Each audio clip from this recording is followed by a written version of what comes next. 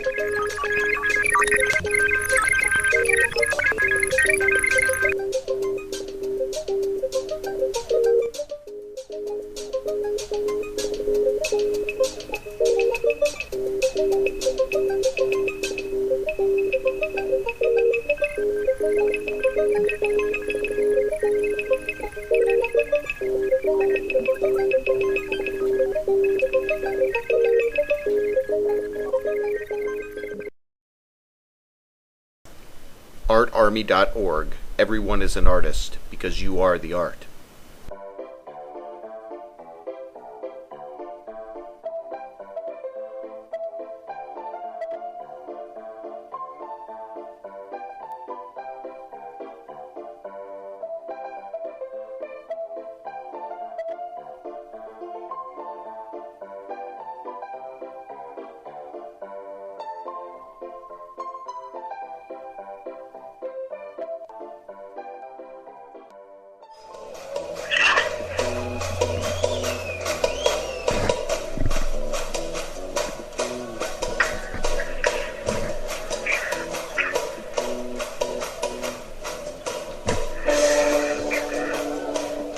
Ladies and gentlemen, welcome back to the JB Web Show. How you doing, man? There's Government Mule in the background.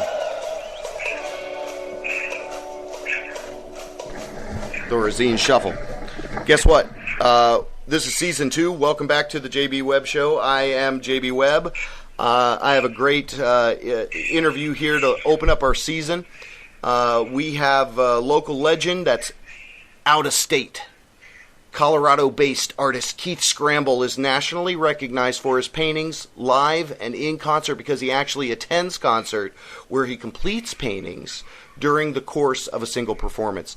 Campbell endeavors to capture through light, color, texture, compassion, and vigorous brushwork the inherent feeling of the music and the actions of the performers. He is a local legend to us because he originally came from Orlando, so that said Colorado. But on the line with me here, I have the one and only Scramble Campbell. And how are you, good sir? How's it going, Stevie? I'm doing great. Thanks for participating in our little innovative venture here called the JB Web Show. My pleasure. You know, I'm a big fan of yours myself personally. I knew brushed up against some of your work here in Orlando in the past. But what I think is awesome is you were really pushing the boundaries back then, painting places they told you couldn't paint, kind of thing. So you have a really cool past, and I really want to let you just kind of tear right into it, and we can start talking a little bit about that. But you're doing a lot of great stuff now. You have a movie release down the line, which we'll get to. But can you give it? I always ask people how they first got into art. So maybe you can give us a little bit of that and then go to Orlando and then go from there to where you're at now. Well, I grew up in Orlando. I moved to Orlando from New Hampshire in 1971, and so I went to high school there, they call high school. And, I always wanted to excel instead of doing artwork, and trying to find my way was something that came into light in mid-'85 when I started to see the Salvador Dali Museum. I went down there, kind of changed my world. Right. Different kind of perspective out there, and there's a lot different opportunities inside of Orlando. There wasn't as much galleries during the early '80s and such. It was Right. More of the sidewalk art festivals, and trying to show some sort of psychedelic type double imagery artwork was not necessarily invited into jury shows. I got canceled to a lot of them, but I just wanted to kind of find my own way back into showing artwork for someplace different. Yeah. No, innovating new spaces, yes. Yeah, what happened was I went to New York in the mid '80s, and I actually saw some of those club installations by Keith Haring and Basquiat, and saw these alternative spaces that they were actually painting in like gay clubs inside of the '80s, where wanting to stretch your boundaries and show inside of nightclubs, and like Shaney back at the Beecham Theater, started doing themed things at Oz and stuff like that. So I got a part of doing Oz, making themed nightclub type of things, and having the idea of that's the kind of crowd that they need art too. It's not just the art crowd that enjoys art. It's a spectrum of people that enjoy art. Right, yeah, it's those almost that really appreciate music that can really, get into the same level as the art, which, I mean, that's a perfect kind of segue to what you're doing now. But before that, you curated a Danny Dent show. Just recently, last summer, I curated a Danny Dent show. Danny Dent was the guy that did the Jimi Hendrix big 5 foot by 4 foot paintings. Yeah. Did Hendrix. He'd kind of like spin the canvas and jot. Spin the canvas, and his motto was he's dance on canvas. So he actually used his whole body as an instrument. Yeah. And I saw him at like Woodstock '94. Oh, really?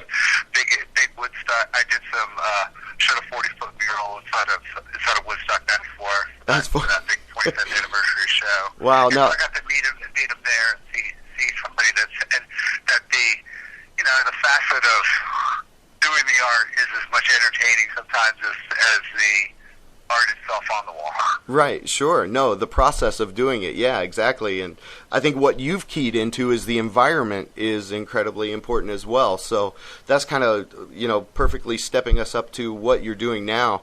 You're working with Arvada? Yeah, I'm working for the Arvada Art Center. Arvada Art Center. And the Arvada Art Center it's the largest municipal art center in the country. What that means is that the city of Arvada owns the center, and they have an outdoor amphitheater for 1,600 people, and three different galleries, a 400-seater indoor theater gallery.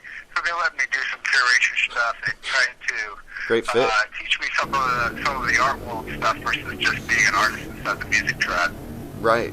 No, and that's and so is that directly near the Red Rocks where you always paint? Well, I actually live in Arvada now, outside of Colorado, outside of Denver, and I'm about 10 miles from Red Rocks, and I've been doing I stopped touring about 5 years ago and became the artist in resident at Red Rocks Amphitheater. I've painted over 250 paintings live during the concerts there since 2000. In fact, I just painted Santana there on. Right, like great artists, Soundgarden. I mean, the list just goes on and on and on. Very impressive. I do diversity of acts, not just one type of band inside of it. If you go on my website, the ScrambleCampbell.com, there's over 850 bands, over 2,200 paintings on there. It's amazing. So it's a diverse catalog of people. Yeah, and I'll pop all this up there, and so people know exactly where to go and connect with you. But now the cool thing is, I guess by the end of the year now, you're working on kind of your body of work, which we talked about, but it's Scramble Vision. It's a movie. Yeah, this guy named Eric Abrams, he actually made the film on the Leftover Salmon and was a part of the film crew of the documentary The Cove, which came out and won the Academy Award last year for the best documentary, or 2 years ago for best documentary. Here's a part of that, and he approached me 2.5 years ago to kind of follow me around and get some of my contacts to explore not only what I'm doing in my current career, or it's also talking about some of the people that I've inspired and are out there doing live painting to music and such. And so it's kind of like the community that's out there as well that's kind of underground. Right. No, and that's fantastic concept, because it's really like we were just kind of putting together, music and art. They both have that same synergy, and why shouldn't they feed off each other and be this synergistic type of duo? So I think that's awesome, man. It's into a vogue of coming back, because if you kind of think about it, back in the '60s when it was really, there was actual Stanley Mouse working with the Grateful Dead. There was actual artists working with actual musicians, and they were a large part of the music experience. When you bought an album in the '60s, when you bought an album in the '70s, there was poster art that went with these bands. That there was a structure that goes with it, and that there was very much a part of art and music was definitely fused more together. There's a lot more collaboration. Obviously, collaboration more in the studio, but with the lighting and bringing that extra added element with Ken Kesey bringing art buses and doing acid and all that kind of stuff. It had a lot of collectively moving that together. And then in the '80s, basically artists got squeezed out. Then no longer were the artists a part of it, because everything was on a small CD format. Yeah. And now it's bridging back to the digital age, and now there's not even a CD. So what I'm going to do is pop all this information up there, encourage people to go check out Scramble Vision when it releases. What's the skinny on that? The skinny on that is it's getting it's in the editing form right now, and it's going to be done in the next 2 weeks, and then they're going to start pushing it out there to different movie film festivals and such. And so the film festival for Orlando area will probably be, I guess, next year in September. Would be the film festival in September there, because I've already asked them to submit into that as well. So they're going to go around this circuit like that. We're going to try to do some alternative ways of showing a film where we'll have live bands there, and we'll have a performance type of thing with. Yeah. So they get a taste of it as well. Yeah, that's awesome concept. So it just gives into the contents where you're actually seeing. It's kind of like if you saw a music film or something like that, you still want to go see these bands play live. That's part of the avenue of it. We can have these great. But we really want to go check out this stuff live. So this, it's part of this film is that it's a film about this stuff, but we want to give them a little taste of what's what they're seeing inside of it, because you're seeing like a 2-hour performance, but you're only seeing a clip of 10 seconds of it, maybe. Right. No, and it's interesting because conceptual way of how it's going to be viewed is very important. And there's more and more films being showcased at like music festivals and stuff like that. Sure. So kind of bridging those gaps instead of taking another art form. We're already fusing art and music together, so now art, music, film. They're all the same kind of contextual things, and be able to fuse them together, because now it's all, we're in the age of social media. We're not in that age of isms. Right. And the social media, there's more people showing their art, the creation of art. It's the time period of Bob Ross on steroids here. Right.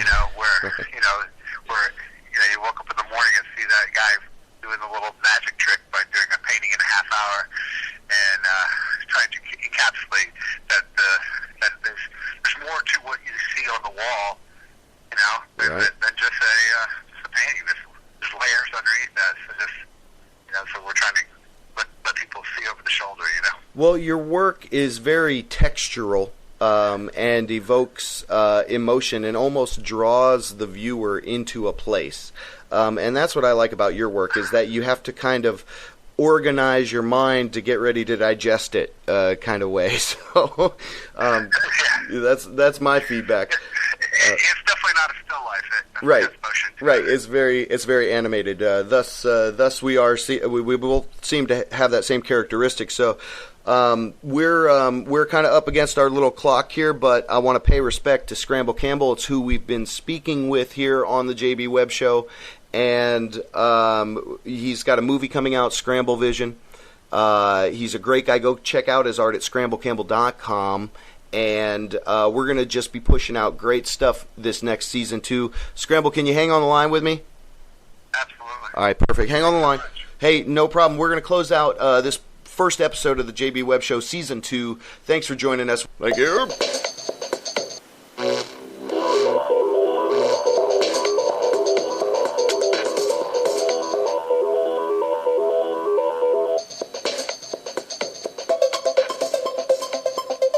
WJBW Orlando.